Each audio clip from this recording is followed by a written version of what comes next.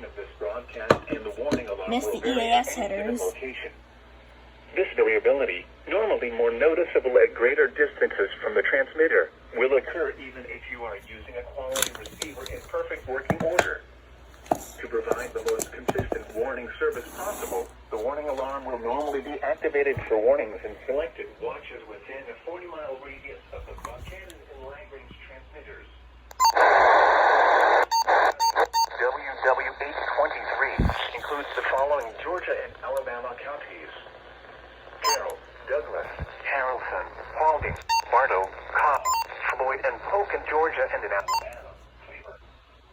The lag-range listening area, KXI76, includes the following Georgia and Alabama counties: Carroll, Coweta, Heard, Meriwether, and Troup in Georgia and in Alabama, Chambers and Randolph.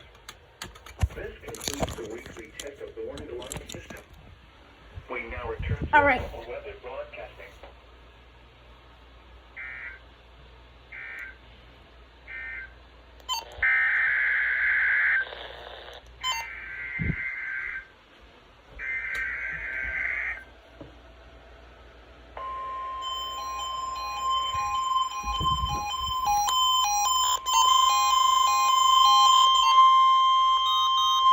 The proceeding was a test of the National Weather Service Emergency Warning System for Lag Range, KXI76. This test is conducted at approximately 11:30 each Wednesday morning, weather permitting. If this had been an actual emergency weather situation, the warning alarm would have been followed by an actual watch or warning.